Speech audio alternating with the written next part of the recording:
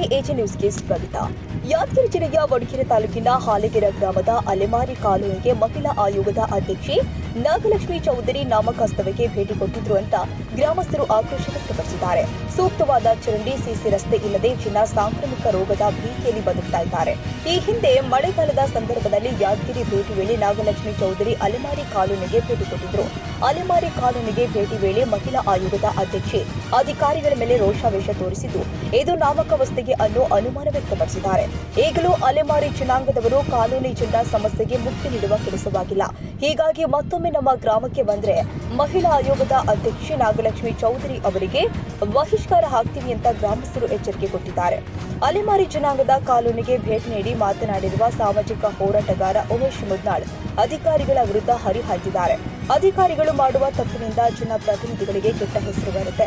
ಮಹಿಳಾ ಆಯೋಗದ ಅಧ್ಯಕ್ಷೆಯವರ ಮಾತಿಗೆ ಗೌರವ ಕೊಟ್ಟಾದ್ರೂ ಅಧಿಕಾರಿಗಳು ಕೆಲಸ ಮಾಡಬೇಕಾಗಿತ್ತು. ಆದರೆ ಇಲ್ಲಿಯವರೆಗೂ ಮೂಲಭೂತ ಸೌಕರ್ಯಗಳ ಕೊಡದೆ ಇರೋದು ತೀರಾ ನಾಚಿಕೆಗೇಡಿನ ಸಂಗತಿಯಾಗಿದೆ ಎಂದಿದ್ದಾರೆ. ಯಾದಗಿರಿ ಜಿಲ್ಲೆಯ ವಡಗೇರಿ ತಾಲೂಕಿನ ವ್ಯಾಪ್ತಿಗೆ ಬರತಕ್ಕಂಥ ಹಾಲಿಗೇರಿ ಗ್ರಾಮದಲ್ಲಿ ಅಲೆಮಾರಿ ಜನಾಂಗದವರಿಗೆ ಮೂಲಭೂತ ಸೌಕರ್ಯ ಇಲ್ಲ. ಸಿಸಿ ರಸ್ತೆ ಇಲ್ಲ, ಚರಂಡಿ ಇಲ್ಲ, ಶುದ್ಧ ಕುಡಿಯ ನೀರಿನ ವ್ಯವಸ್ಥೆ ಇಲ್ಲ. ಅಲ್ಲಿ ಶೌಚಾಲಯ ಇರೋದೇ ಪರದಾಡ್ತಕ್ಕಂಥ ಸ್ಥಿತಿ ನಿರ್ಮಾಣ ಆಗ್ಯದ. ಅದಕ್ಕೆ ಏನದ ಎಚ್ಚೆತ್ತುಕೊಂಡು ಆ ಭಾಗದ ಅಧಿಕಾರಿಗಳು ಏನದ ಗ್ರಾಮ ಪಂಚಾಯತ್, ತಾಲೂಕು ಪಂಚಾಯತ್, ಜಿಲ್ಲಾ ಪಂಚಾಯತ್ ಮಾಡಬೇಕಾಗಿತ್ತು. ಆದರೆ ಮಾಡಿಲ್ಲ. ಇದು ರಾಜಕಾರಣಿಗಳಿಗೆಲ್ಲ ಕೆಟ್ಟ ಹೆಸರಿದು. ಇವತ್ತು ಏನದ ಹಿಂದುಳಿದ ವರ್ಗದ ಮಹಿಳಾ ಆಯೋಗದ ಅಧ್ಯಕ್ಷ ಅವರು ನಾಗರತ್ನ ಚೌಧರಿ ಅವರು ಭೇಟಿ ನೀಡಿ ಸಂಬಂಧಪಟ್ಟವ್ರಿಗೆ ಸೂಚನೆ ನೀಡಿ ಮತ್ತು ಅವ್ರನ್ನ ಎಲ್ಲಿರ್ತಕ್ಕಂಥ ಎಲ್ಲರೂ ಕರೆದ ಕೇಸ್ ಏನದಂದರೆ ಜಿಲ್ಲಾ ಪಂಚಾಯತಿ ಕರೆದು ತಾಕೀಸು ಮಾಡ್ಯಾರ. 3 ತಿಂಗಳಲ್ಲಿ ಸಂಪೂರ್ಣ ಎಲ್ಲರಿಗೂ ಸೀಟುಗಳು, ಚರಂಡಿ, ಕುಡಿಯ ನೀರು ಮುಗಿಬೇಕಂತ. ಇಲ್ಲಿಗೆ 7 ತಿಂಗಳಾಯಿತು, ಇಲ್ಲಿವರೆಗೆ ಏನೂ ಮಾಡಿಲ್ಲ. ಹಿಂದುಳಿದ ವರ್ಗದ ಮಹಿಳಾ ಆಯೋಗದ ಅಧ್ಯಕ್ಷರಿಗೆ ಗೌರವ ಕೊಟ್ಟಿಲ್ಲ ಅಂದರೆ ಎಷ್ಟು ಮಟ್ಟಿಗೆ ಇರಬೇಕು ಇವರು ಅಧಿಕಾರಿಗಳು. ತಕ್ಷಣ ಅವ್ರ ಮೇಲೆ ಕ್ರಮ ಆಗಬೇಕು. ಇವೆಲ್ಲ ಕೆಲಸಗಳಾಗಬೇಕು. ಸಿಸಿ ರೋಡು, ಚರಂಡಿ, ಶುದ್ಧ ಕುಡಿಯ ನೀರು, ಶೌಚಾಲಯ ಆಗಬೇಕು. ಆಗದಿದ್ದರೆ ಯಾದಗಿರಿ ಟು ವಡಗೇರಿ ಹೋಗ್ತಕ್ಕಂಥ ಸರ್ಕಲ್ನ ಬಂದ್ ಮಾಡಿ ಬೃಹತ್ ಪ್ರತಿಭಟನೆ ಮಾಡ್ಬೇಕಂತಕ್ಕಂಥದ್ದು ಜಿಲ್ಲಾಡಳಿತಕ್ಕೆ ಎಚ್ಚರಿಕೆ ನೀಡ್ತೇನೆ.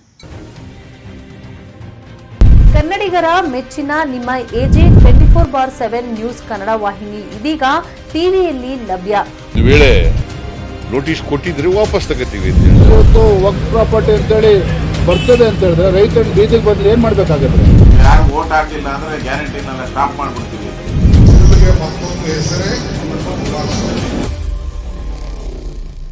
ಕರ್ನಾಟಕ ಮತ್ತು ದೇಶ ವಿದೇಶ 360 ಡಿಗ್ರಿ ಸುದ್ದಿ ಹಾಗೂ ಉತ್ತರ ಕರ್ನಾಟಕ, ಬೆಳಗಾವಿ, ಬಾಗಲಕೋಟೆ, ಧಾರವಾಡ, ಹಾವೇರಿ, ಗದಗ, ಬಿಜಾಪುರ ಜಿಲ್ಲೆಯ ಕ್ಷಣ ಕ್ಷಣದ ವಿವರವನ್ನ ಪಡೆಯುವುದಕ್ಕೆ ಎಜೆ 24/7 ನ್ಯೂಸ್ ಕನ್ನಡ ವಾಹಿನಿಯನ್ನ ಲೈಕ್ ಮಾಡಿ, ವಿಡಿಯೋಗಳನ್ನ ಶೇರ್ ಮಾಡಿ, ಕಮೆಂಟ್ ಮಾಡುವ ಮೂಲಕ ನಮ್ಮ ವಾಹಿನಿಗೆ ಸಹಕಾರ ನೀಡಿ ಮತ್ತು ಚಾನೆಲ್ ಅನ್ನ ಸಬ್ಸ್ಕ್ರೈಬ್ ಮಾಡಿ.